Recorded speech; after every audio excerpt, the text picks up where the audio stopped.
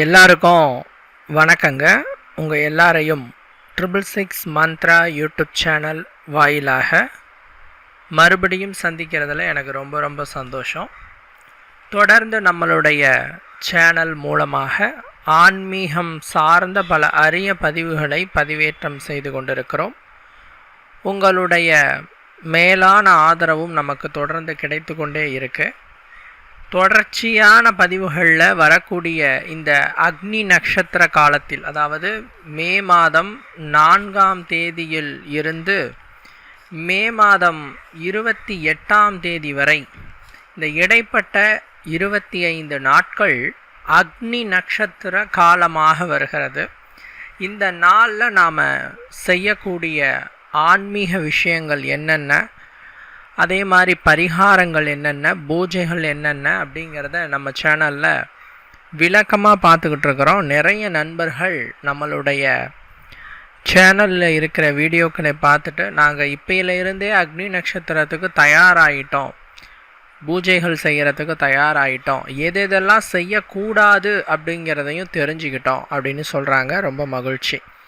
அந்த வரிசையில் இன்றைக்கி இந்த வீடியோவில் பார்க்கக்கூடிய தகவல் என்னென்னா, உங்கள் வீட்டில் இருக்கக்கூடிய, அதாவது 4 திசைகளிலும் இருக்கக்கூடிய எதிர்மறை ஆற்றல்களை நீக்கி எந்த திசையில் இருந்து உங்களுக்கு ஆபத்து வரப்போகிறது என்பதை முன்கூட்டியே அறியக்கூடிய ஒரு தாந்திரீக முறையை எப்படி இந்த அக்னி நட்சத்திர காலத்தில் செய்யலாம் என்பதை பற்றி இந்த வீடியோவில் பார்க்கலாம். இந்த பதிவை முழுமையாக பாருங்கள். நீங்கள் அறிந்திடாத பல அற்புத தகவல்கள் இந்த வீடியோ பதிவிலே உங்களுக்காக காத்து கொண்டிருக்கு. இந்த அக்னி நட்சத்திர காலகட்டத்தில் இதை நீங்கள் செய்யும் பொழுது உங்களுக்கு ஏற்படக்கூடிய மறைமுகமான ஆபத்துகள் அது அப்படியே நீங்கி போகும். இப்போ இந்த வருடத்தில் உங்களுக்கு ஒரு மருத்துவமனை பிரவேசம் இருக்குது அப்படின்ட்டு ஒரு அமைப்பு இருக்குது அப்படின்னு வச்சுக்கலாம். அதை நீங்கள் தவிர்க்கணுன்னா இந்த அக்னி நட்சத்திர காலத்தில் இதை செஞ்சிங்கன்னா போதும். அந்த மருத்துவமனை பிரவேசம் அப்படிங்கிற விஷயத்தை தவிர்த்து அதிலிருந்து நீங்கள் காக்கப்படுவீர்கள் இந்த பரிகாரத்தின் மூலமாக. எல்லாத்துக்குமே இது பொருந்தும். கீழே விழுந்து ஒரு அடிபடுற மாதிரி ஒரு அமைப்பு இருக்குது அப்படின்னாலும் அக்னி நட்சத்திர காலத்தில் இதை செஞ்சிங்கன்னா அந்த அமைப்பு நீங்கும். இப்படி உங்களுக்கு வரக்கூடிய கெட்ட விஷயங்களை வராமல் தடுத்து நிறுத்துவதற்கு இந்த பரிகாரமானது பயன்படுகிறது. இதை எல்லாரும் செய்ய பலன் நிச்சயம். இதுக்கு உங்களுக்கு என்ன தேவை அப்படின்னு கேட்டிங்கன்னா, காற்று புகாத 4 குடுவைகள் தேவை. காற்று புகாத 4 குடுவைகள் தேவை. சார் எங்ககிட்ட குடுவைகள் மாதிரி இல்லை அப்படின்னா நார்மலான டப்பா இருக்கு இல்லையா, பிளாஸ்டிக் டப்பா, அதை கூட பயன்படுத்தலாம். காற்று புகக்கூடாது. இது செய்கிறச்ச அந்த டப்பாக்குள்ளே காற்று புகக்கூடாது. ஸோ காற்று புகாத 4 குடுவைகளை எடுத்துக்கொள்ள வேண்டும். அதுக்குள்ளே நீங்கள் கல்லுப்பை போட்டுக்கொள்ள வேண்டும். நீங்கள் கல்லுப்பை போட்டு ரொப்பிட்டாலும் சரி, இல்லை பாதி அளவுக்கு போட்டுக்கிட்டாலும் சரி, அந்த டப்பாக்குள்ளே கல்லுப்பை போட்டுட்டு நல்லா டைட்டாக மூடுங்க. நான் முன்னாடி சொன்ன மாதிரி காற்று உள்ளே போகக்கூடாது. இப்படி டைட்டாக மூடிட்டு இந்த 4 டப்பாக்களையும் உங்களுடைய வீட்டின் வெளியிலே, உள்ளே இல்லை வெளியிலே 4 மூலைகளிலும் போட்டு வைக்க வேண்டும். சரிங்களா? சில பேர் கேட்பாங்க, சார் புதைச்சி வைக்கலாமா அப்படிம்பாங்க. புதைச்சி வைக்கலாம் தேவையில்லை, நீங்கள் நார்மலாக வச்சாலே போதும். சரிங்களா? இப்படி 4 மூலைகளிலும் போட்டு வையுங்கள். இது ஒரு 5-6 நாள் இருந்தால் கூட போதும். இல்லை அக்னி நட்சத்திரம் முடியும் காலம் வரை இருந்தால் கூட பரவாயில்லை. ஏன்னா அவ்வளோ நாட்கள் அந்த டப்பா அந்த இடத்துல பாதுகாப்பாக இருக்கும், யாரும் எடுக்க மாட்டாங்க, ஒன்றும் பிரச்சனை இல்லை அப்படின்னா அக்னி நட்சத்திரம் முடிகிற வரைக்கும் கூட இருக்கலாம். இல்லை அப்படின்னு சொன்னால் ஒரு 5-6 நாள்லையே அந்த 4 மூலையில் இருக்கிற டப்பாவை எடுத்து நீங்கள் திறந்து பார்க்கும் பொழுது எந்த மூலையில் வைக்கப்பட்ட உப்பு கரைகிறதோ அந்த மூலையில் இருந்து, அதாவது அந்த திசையில் இருந்து உங்களுக்கு வரக்கூடிய கஷ்டம் நீங்கிவிட்டதாக அர்த்தம்.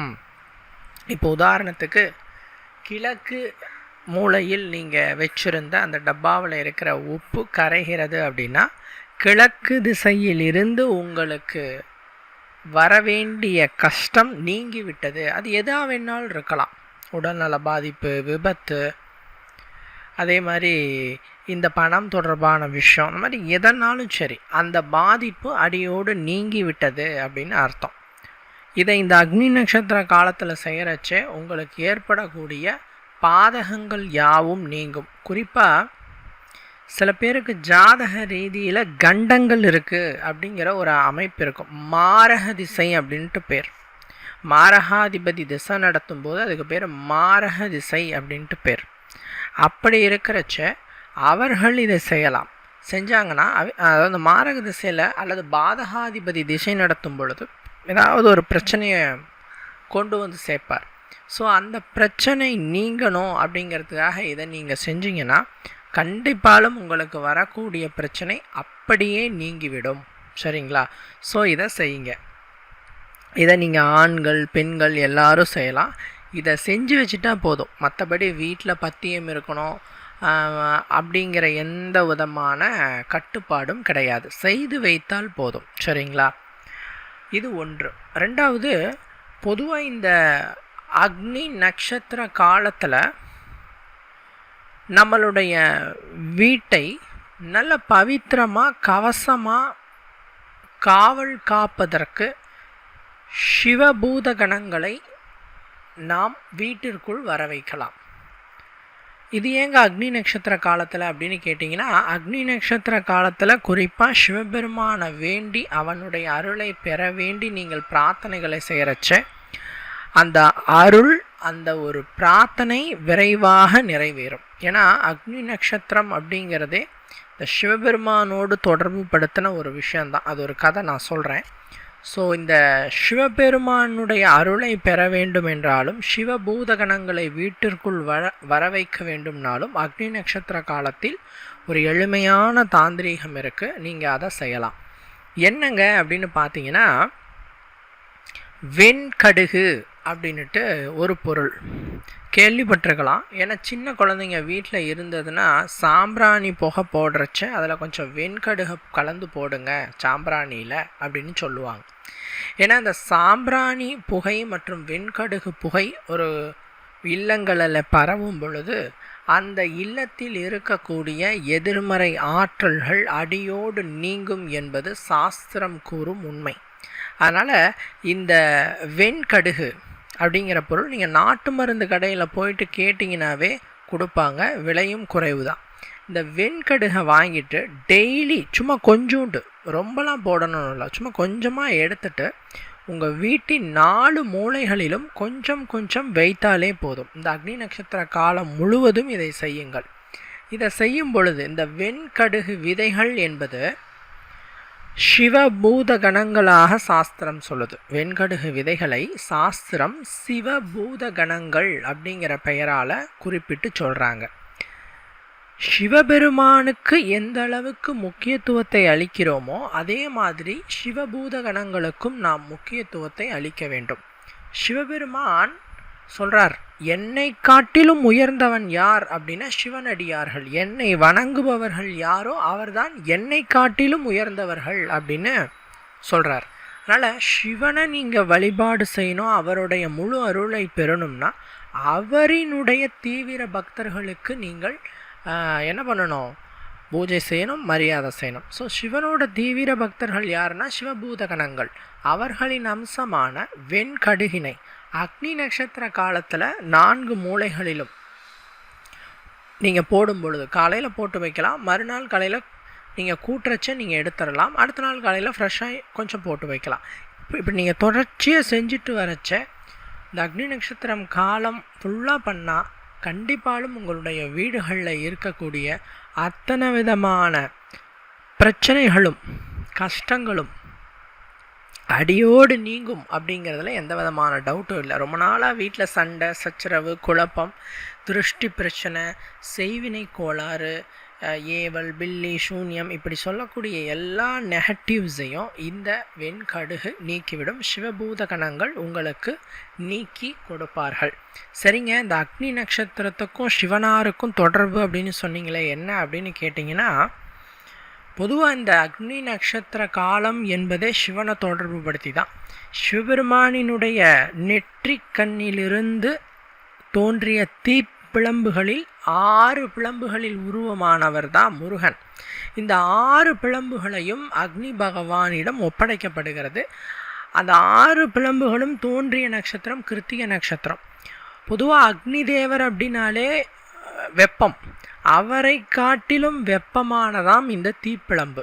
ஸோ அதனால தான் அக்னி தேவர் இந்த அக்னி நட்சத்திர காலத்தில் அதிகமான அக்னியை கக்கறார். அதனால் இந்த அக்னி நட்சத்திரங்கிறதே சிவனாரினுடைய தீப்பிழம்புகள் அக்னி தேவரிடம் ஒப்படைக்கப்பட்ட காலம் அப்படிங்கிற ஒரு புராண கதை இருக்குது.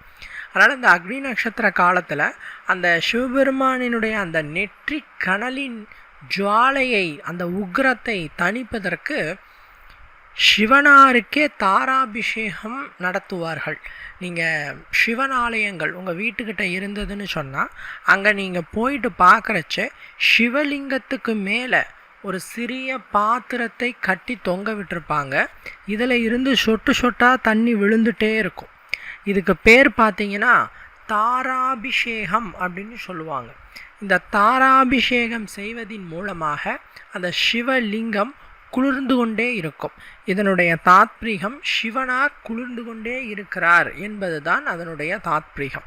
இது சிவனாலயத்துக்கு மட்டும் இல்லைங்க, எல்லா ஆலயங்களிலும், குறிப்பாக அம்மன் ஆலயங்களில் டெய்லி அபிஷேகம் வந்து செஞ்சிட்டே இருப்பாங்க. இப்படி இந்த அக்னி நட்சத்திர காலத்தில் மனிதர்களாகிய நாம் மட்டுமல்ல, நம்மை படைத்த இறைவனுக்கே உக்ரமாகப்பட்டது அதிகமாக இருக்கும்.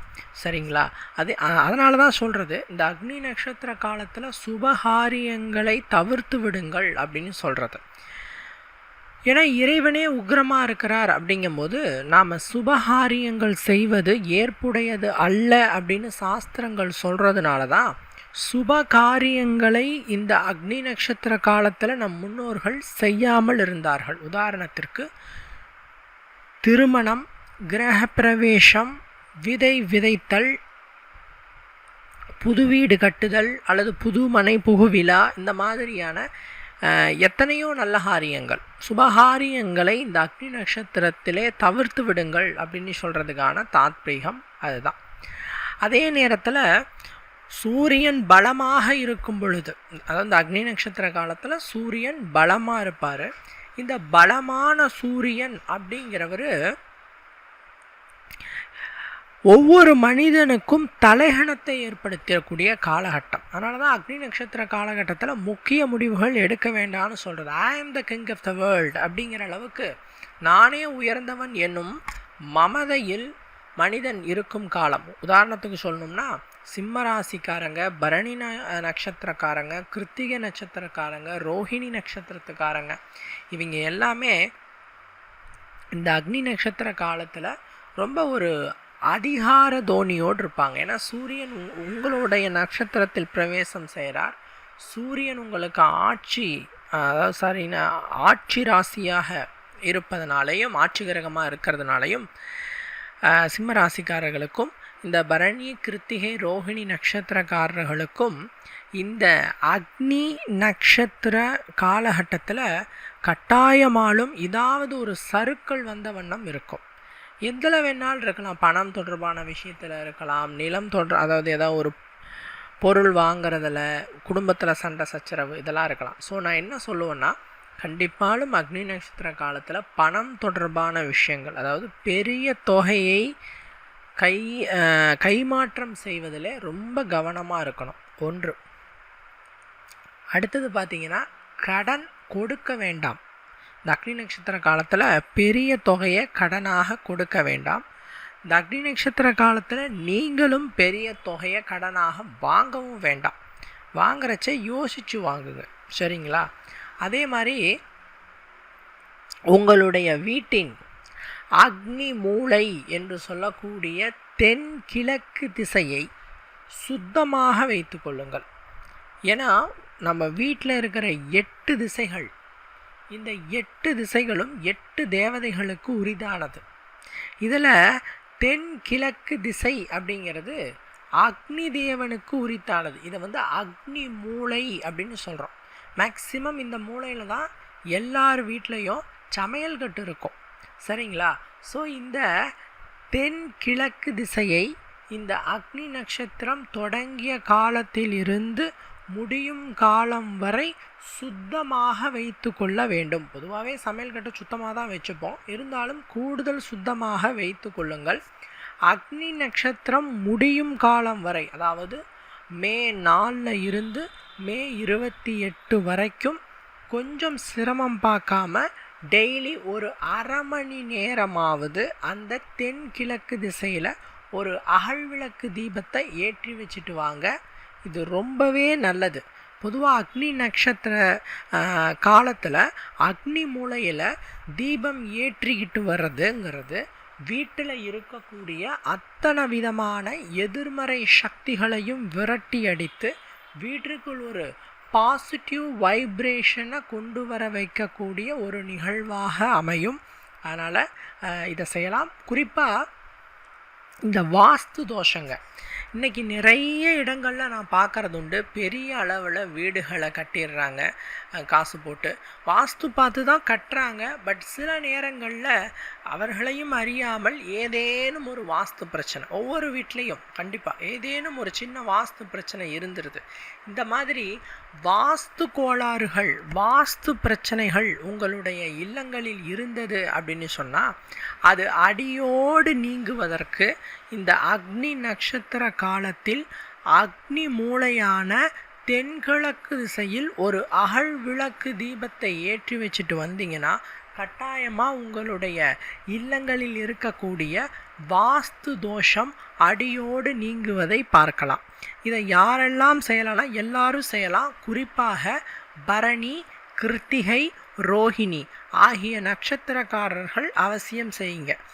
ஏன் இந்த நட்சத்திரக்காரர்களுக்கு இவ்வளவு முக்கியத்துவத்தை கொடுக்கிறோம் அப்படின்னா, சூரியன் பரணி நட்சத்திரம் 3-4 பாதங்களில் நுழைந்து கிருத்திகை 4 பாதங்களையும் முழுமையாக கடந்து ரோஹிணி நட்சத்திரம் முதல் பாதத்தில் அவர் தன்னுடைய அக்னி நட்சத்திர பயணத்தை முடிவு செய்கிறார். அதனால் இந்த 3 நட்சத்திரக்காரர்களும் இந்த அக்னி நட்சத்திர காலத்தில் அக்னி மூலையில் தீபம் ஏற்றிட்டு வர்றது ரொம்ப சிறப்பு. அக்னி மூலையில் தீபம் ஏற்றுறச்ச கொஞ்சம் சேஃபாக ஏற்றுங்க. குழந்தைகள் இருக்கிற வீடு, முதியவர்கள் இருக்கிற வீடுனா பார்த்து பத்திரமா ஏற்றுங்க. ஒரு அரை மணி நேரம் எரிஞ்சால் கூட போதும் சாஸ்திரத்துக்கு. சரிங்களா? அதே மாதிரி சூரிய நமஸ்காரம் செய்ய மறந்துடாதீங்க. உலகத்திற்கே பிதாகாரகன் என்று அழைக்கக்கூடிய, அதாவது தந்தைக்கு உரிய கிரகமாக சொல்லுபவர் யாருன்னா சூரியன், தாய்க்கு உரிய கிரகமாக சொல்லக்கூடிய யாருன்னா சந்திரன். பிதாகாரகன் அப்படின்னா சூரியன், மாத்ருகாரகன் அப்படின்னா சந்திரன். இந்த சூரியன் அப்படிங்கிறவர் தான் நம்மளுக்கெல்லாம் அப்பா. எப்படி அப்பா தன்னுடைய பிள்ளைகளை கண்டித்து வளர்ப்பாரோ, அதே நேரத்தில் எப்படி ஒரு அப்பா தன்னுடைய பிள்ளைகளுக்கு எந்த நேரத்தில் என்ன தேவை என்பதை அறிந்து அதன்படி அந்த தேவைகளை பூர்த்தி செய்து கொடுப்பாரோ, அதே மாதிரி தான் இந்த அக்னி நட்சத்திர காலத்தில் டெய்லி நீங்கள் சூரிய நமஸ்காரம் செய்கிறச்ச, சூரியனை வழிபாடு செய்கிறச்ச சூரிய பகவான் உங்களுடைய அப்பா உங்களுக்கு தேவையான அத்துணையையும் உங்களுடைய சரியான காலத்தில் நிறைவேற்றி கொடுப்பார். சரிங்களா? எல்லாமும் எல்லோரும் பெற முடியாது. யாராருக்கு என்ன விதிக்கப்படுகிறதோ அதுதான் கிடைக்கும். அது சிறப்பாக கிடைக்கும். அதுக்கு சூரியன் வழிவகை செய்வார். குறிப்பாக சொல்லணும்னா சூரிய நமஸ்காரம் செய்கிறது ஒன்றும் பெரிய விஷயம் இல்லை. காலையில் நேரமாக எழுந்திரிச்சு குளித்து முடிச்சுட்டு உதிக்கக்கூடிய அந்த இளம் சூரியன் ஒரு 7 மணியிலிருந்து 8-8:30 பார்த்தீங்கன்னா மெதுவான ஒரு இளம் சூரியன்னு சொல்லுவோம். அவரை கையெடுத்து கும்பிட்டு நமஸ்காரம் பண்ணிண்டு அப்புறம் பூமியை தொட்டு கும்பிண்டு நீங்கள் பூஜை செஞ்சாலே போதும். சாதாரணமாக கும்பிட்டாலே போதும், சூரியனை பார்த்து கும்பிட்டாலே போதும். சூரிய நமஸ்காரம் இதை இந்த அக்னி நட்சத்திர காலத்தில் அனைவரும் செய்கிறச்சே ஒரு அப்பா எப்படி பிள்ளைக்கு வேண்டியதை வேண்டிய காலத்தில் கொடுப்பாரோ அதே மாதிரி உங்களுக்கு வேண்டியதை இந்த சூரிய நமஸ்காரம் நிச்சயமாலும் கொடுக்கும் சூரிய பகவான் அருள்வார் அப்படிங்கிறதுல ஐயமில்லை. சரிங்களா? இவ்வளவு நேரம் பொறுமையாக இந்த வீடியோவை பார்த்தமைக்கு ரொம்ப நன்றி. மற்றும் ஒரு வீடியோவில் உங்களை நான் சந்திக்கிறேன். நன்றி, வணக்கம்.